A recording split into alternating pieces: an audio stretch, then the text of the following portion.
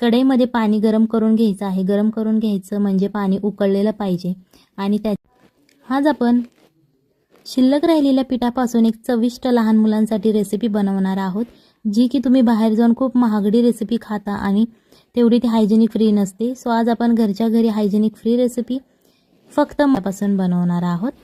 चला तर मग जास्त वेळ न घेता आजच्या रेसिपीला सुरुवात करूया।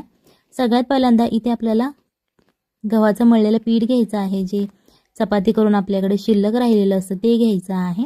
आणि जर तुमच्याकडे शिल्लक राहिलं नसेल गव्हाचं पीठ तर तुम्ही अशा प्रकारे ही रेसिपी करण्यासाठी गव्हाचं पीठ मळून घेऊ शकता। सो अशा प्रकारे आता हे आपण पीठ घेतलेलं आहे। याच्यानंतर या पिठासाठी आपल्याला तेल आणि मीठ चवीनुसार घ्यायचं आहे। तेल 1 चमचा आणि मीठ चवीनुसार ते मिक्स करायचं आणि त्या तेलामध्ये आपल्याला हे पीठ जे आहे ते मिक्स करून घ्यायचं आहे। जर तुमच्याकडे चपातीच्या पिठामध्ये मीठ घालत असेल तर तुम्हाला ही प्रोसिजर करावी लागणार नाही, आणि जर तुमच्याकडे चपातीच्या पिठामध्ये मीठ नसेल तर तुम्हाला ही प्रोसिजर करावी लागेल, जेणेकरून या पिठाला छान असं मीठ मिळेल आणि तेल मिळेल। सो अशा प्रकारे आता आपलं हे पीठ मळून झालेलं आहे। तुम्ही इथे बटर किंवा तुपाचा वापर केला तरीही चालेल। सो हे पीठ मळून झालेलं आहे। याच्यानंतर आपल्याला या पिठाचे गोळे तयार करून घ्यायचे आहेत। हे गोळे तुम्ही मीडियम साईजचे करू शकता, लहान मोठे सुद्धा करू शकता, तुम्हाला जसं आवडत असेल त्या प्रकारे तुम्ही हे गोळे तयार करून घ्या। आता इथे जे आपण 1 वाटी पीठ घेतलं होतं त्या 1 वाटी पिठाचे आपल्याला इथे 4 गोळे तयार झालेले आहेत। जर तुम्ही आणि ते अशा प्रकारे आपल्याला लाटून घ्यायचं आहे। इथे लक्षात ठेवा लाटताना की जास्त जाडही लाटायचं नाही आणि जास्त पातळही लाटायचं नाही, मीडियम असंही आपल्याला लाटून घ्यायचं आहे, जेणेकरून ही रेसिपी करायला आपल्याला सोपं जाईल। जे आपण पीठ लावून घेतलं होतं ते सगळ्या बाजूने चोळून घ्यायचं आहे। अशा प्रकारे आता आपली ही पोळी लाटून झालेली आहे। आता जे आपले गोळे शिल्लक राहिलेले आहेत त्या गोळ्यांचे सुद्धा अशा प्रकारे आपण पोळ्या लाटून घेणार आहोत। तुम्ही याच्यापेक्षा साईज छोटी केली तरीही चालेल किंवा मोठ्या साईजचं केलं तरीही चालेल। याच्यानंतर इथे आपल्याला एक कढई घ्यायची आहे।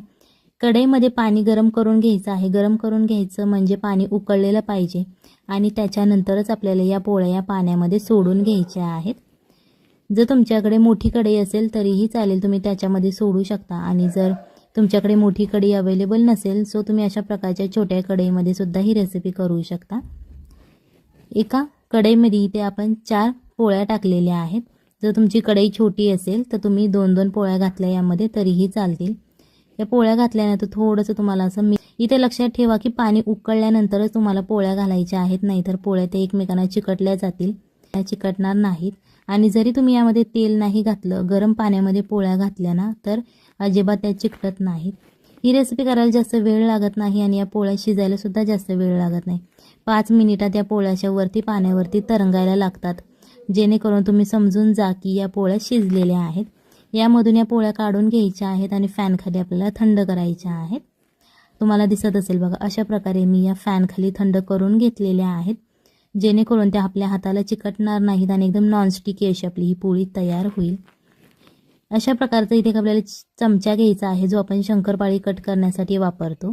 जर तुमच्याकडे असा चमचा नसेल आणि जर तुमच्याकडे चाकू असेल तुम्ही चाकूच्या मदतीने सुद्धा ही कट करू शकता। मीडियम साईज हे आपल्याला कट करायचा आहे। व्हिडिओ आवडत असेल तर व्हिडिओला लाईक करा आणि जर तुम्ही चॅनलवर नवीन असाल तर चॅनलला सबस्क्राईब करा, जेणेकरून येणाऱ्या नवनवीन व्हिडिओजचे अपडेट तुम्हाला लगेच मिळतील। तुम्हाला दिसत असेल बघा, अशा प्रकारे आपण हे कट करून घेतलेलं आहे। सो तुम्हाला जो शेप आवडत असेल तुम्ही त्या शेपमध्ये हे कट करू शकता। इथे एका पॅनमध्ये आपल्याला 1 ते 2 चमचे तेल घ्यायचं आहे। जर तुम्हाला बटर किंवा तूप आवडत असेल तुम्ही ते वापरलं तरीही चालेल। अर्धा चमचा जिरे घालायचे आणि अर्धा चमचा मोहरी घालायची। हे दोन्ही छान असं तेलामध्ये तडतडून द्यायचं आहे, जेणेकरून मोहरी आणि जिऱ्याची फोडणी छान अशी तयार होईल। थोडंसं फ्राय करून घेतल्यानंतर यामध्ये आपल्याला लसूण घालायचं आहे। 3 ते 4 लसणाच्या पाकळ्या घेऊ शकता आणि त्या छोट्या छोट्या अशा कट करून घ्यायच्या आहेत। लसूण घालून झाल्यानंतर हा लसूण सुद्धा आपल्याला फ्राय करायचा आहे। जास्त फ्राय नाही करायचा, गोल्डन ब्राऊन थोडासा झाला पाहिजे।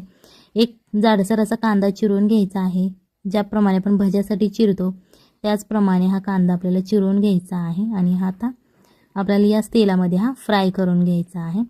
पूर्ण असा गोल्डन ब्राऊन नाही करायचा, मीडियम असा आपल्याला हा फ्राय करायचा आहे, जेणेकरून ही रेसिपी करायला आपल्याला सोपं जाईल। सो अशा प्रकारे हे आता फ्राय करून आपल्याला कांदा घ्यायचा आहे। कांदा फ्राय झाल्यानंतर यामध्ये 1 छोटी वाटी आपल्याला. सो हे सगळ्या आपल्या भाज्या घालून झाल्यानंतर हे छान असं मिक्स करायचं आहे.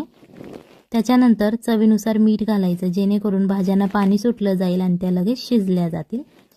जर तुमच्याकडे यामधली एखादी भाजी अवेलेबल नसेल तर तुम्ही नाही घातली तरीही चालेल.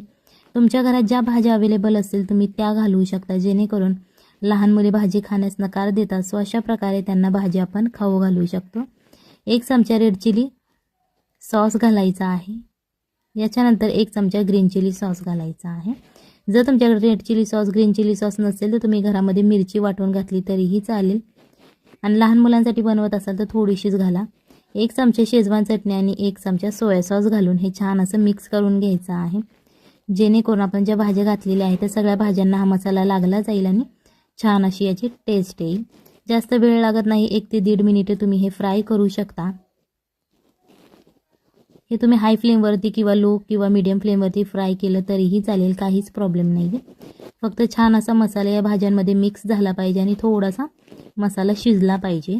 याच्यानंतर आपण जे नूडल्स तयार केलेले आहेत ते नूडल्स याच्यामध्ये घालून घ्यायचे आहेत. हे नूडल्स कट करताना जर तुमच्या हाताला किंवा प्लेटला चिकटत असेल तर थोडंसं असं जे कोरडं पीठ आहे आपलं गव्हाचं ते तुम्ही त्याच्यावरती भुरभुरू शकता. आणि हे आपल्याला आता मिक्स करून घ्यायचं आहे. जास्त वेळ लागत नाही. तुम्ही जेव्हा घरात पाहुणे येतात तेव्हा ही अशी रेसिपी इंटरेस्टिंग बनवू शकता. सो ही रेसिपी नक्की घरी ट्राय करा, आपल्या फॅमिलीला खाऊ घाला आणि मग मला कमेंटमध्ये सांगा कशी झाली होती. वरून थोडीशी कोथिंबीरसाठी आणि छान असं मिक्स करून घ्यायचं आहे. हे तुम्ही असंच सर्व करू शकता किंवा एखाद्या चटणीबरोबर हे सर्व केलं तरीही चालेल. चला तर मग भेटूयात पुढच्या एका नवीन रेसिपीमध्ये नवीन व्हिडिओमध्ये. तोपर्यंत टाटा.